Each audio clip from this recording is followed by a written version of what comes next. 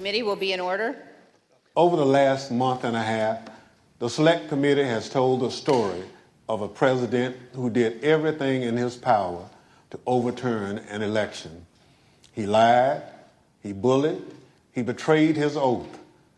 He tried to destroy our democratic institutions. He summoned a mob to Washington. Afterward, on January 6th, when he knew that the assembled mob was heavily armed and angry, he commanded the mob to go to the Capitol, and he emphatically commanded the heavily armed mob to fight like hell. An election. He lied, he bullied, he betrayed his oath. For 187 minutes on January 6th, this man of unbridled destructive energy could not be moved, not by his aides, not by his allies, not by the violent chants of rioters or the desperate pleas of those facing down the riot. And more, he sent to the Capitol.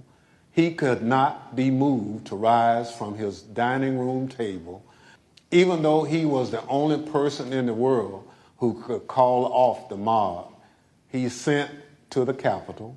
He could not be moved to rise from his dining room table and walk the few steps down the White House hallway into the press briefing room where cameras were anxiously and desperately waiting to carry his message to the armed and violent mob, savagely beating and killing law enforcement officers, revenging the Capitol, and hunting down the Vice President and various members of Congress.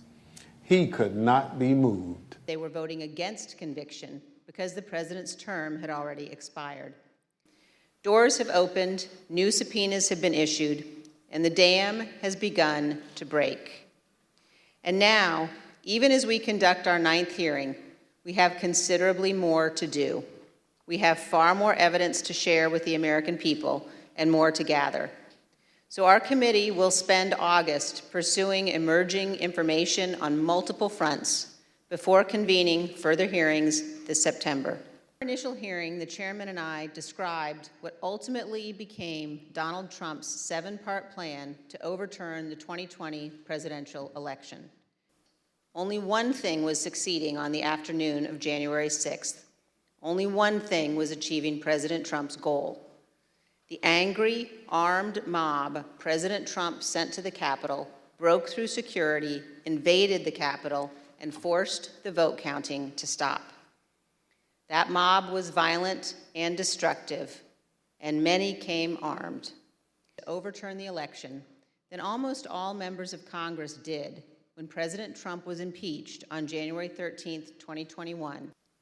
And as you will see today, Donald Trump's own White House counsel, his own White House staff, members of his own family, all implored him to immediately intervene to condemn the violence and instruct his supporters to stand down, leave the Capitol, and disperse.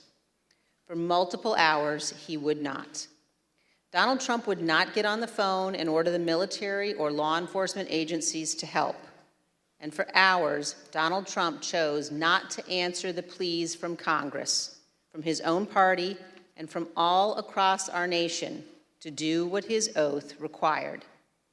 He refused to defend our nation and our Constitution. He refused to do what every American president must. In the days after January 6th, almost no